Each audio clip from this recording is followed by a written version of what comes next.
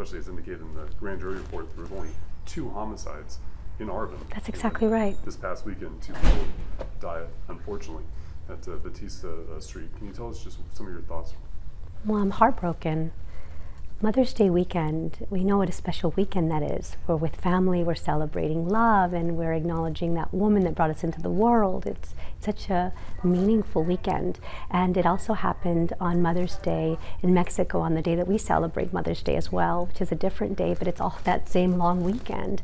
And so it's heartbreaking, and I can't even begin to imagine the depth of pain and suffering that families now that don't have their sons and won't have them the next Mother's Day, what that pain is like. No parent should have to bury their child, especially under these circumstances that are senseless and violent.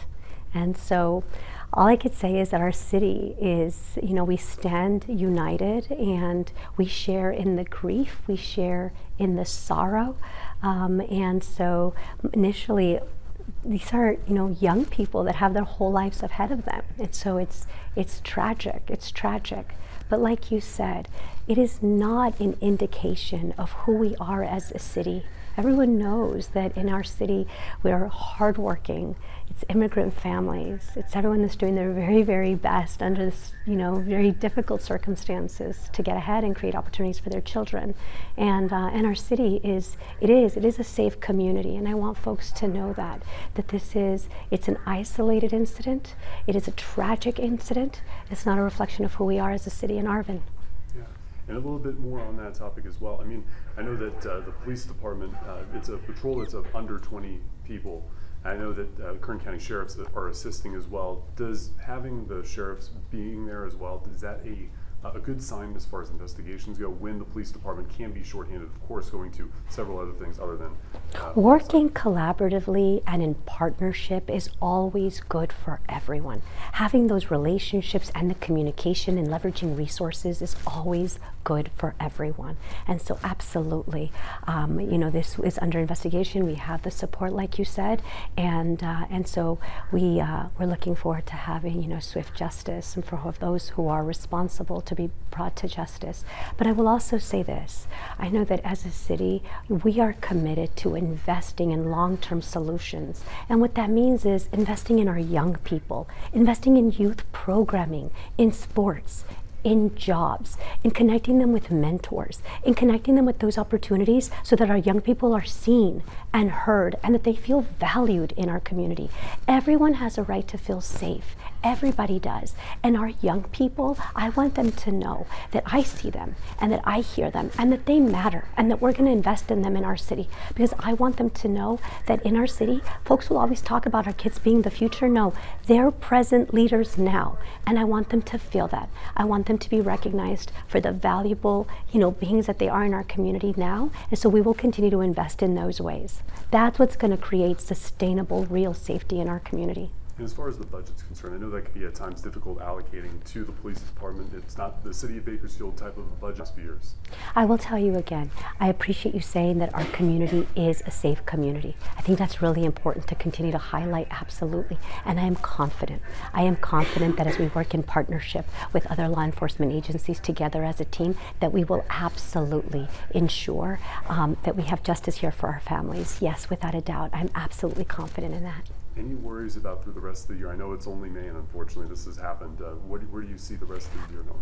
Oh, well, I will tell you that we have made significant progress. I know that you were with us when that grand jury report was made public. You saw all of the findings and the recommendations, and I want to report that we have responded to the overwhelming majority of recommendations in that report. So we are making significant progress. We're going to continue to work together. We're going to have a special election, as you know, on August the 26th, so we're going to be filling the council. So we have a complete quorum on the council, and we're working as a united front and as a united team to move our city forward. So I will tell you, we take it one step at a time, but I am confident because we are in the city, we are resilient, and we are united to find solutions. And I also want to say this, when it comes to this issue, when it comes to this tragedy, I want to ensure that in this moment, that this could be a call to action to all of us. It's incumbent on each and every one of us to keep our community safe. If we see something, if we hear something, that we have the courage to say is something, that we come forward, and that right now, in this moment, that we are committed to being more united than ever, to taking care of one another, to watching out for one another. And that's what I hope, that this tragedy, that it continues to be this moment, that it's a wake-up call and a call to action to all of us to be that for one another. And just last couple questions for you. How does that special election and filling the quorum help you achieve a lot more of that's on this grand jury report, in addition to what you've already? Oh, well, I always say this: 2 minds are greater than 1, 3 are greater than 2. So having a complete quorum and having another leader from the community there with us, to come with their ideas and their experience, to come together, is absolutely necessary to fulfilling our vision for our city, right? You know that it takes 3 votes on the council to be able to move forward resolutions and different policies and proposals. And so I know that filling that seat is key to us fulfilling the vision that we have for our city. And there's much to do. We're about to go into, the budget, as you said. And yeah, these are challenging times. But again, like I said, I want you to know who we are here in Arvin. In Arvin, we are hardworking and we are resilient. And we are committed to working together in a united way. And we might disagree at times. We're not disagreeable. We're going to continue to move forward and work together. And in this moment of suffering and in this moment of tragedy, again, I want everyone to know, rest assured that we're doing everything possible so that everyone not only feels safe, but that they are safe in our city. And we're going to continue to work forward and work together to ensure that that's exactly the way it continues to be in our city. Like I said, this is an isolated incident. Let's be clear about that. You saw the numbers. The numbers speak for themselves. The data is clear. And so my heart goes out. My heart goes out to the family that's suffering, to the mothers and to the fathers that are heartbroken. And again, I feel confident that those who are responsible will be brought to justice, absolutely, without a doubt. And the last question, maybe something a little bit lighter. What does the rest of 2025, in a perfect scenario for Arvin, what does that look like as far as addressing what's on the jury report, or maybe other things too that maybe we're not thinking about today? Okay, 2025, well, I'll tell you, economic development is our priority. We know that economic development that raises our tax revenue, it's that tax revenue that we need to reinvest in our city, to invest in the program that we were just talking about for youth. And so what it looks like is this. You'll see that tomorrow we have a council meeting and you'll see what's on the agenda. We are moving forward to ensure that it is easy to build in Arvin, that folks know that Arvin is open for business. So what would it look like? It would look like this. All of the grants that we've received to do the infrastructure repairs, we're going to make sure that work is happening. That work is slated to start this summer. So a lot of the main roads, we know that they've been in disrepair. We're going to have major infrastructure projects underway. We're going to be repairing our wastewater treatment plant. We know that Pond 3 has been compromised, but we have the funds, thanks to the California Water Board, to start those repairs, and we intend to do so. So we'll have the wastewater treatment plant under repair. We'll have about 6 streets across the city of Arvin under repair.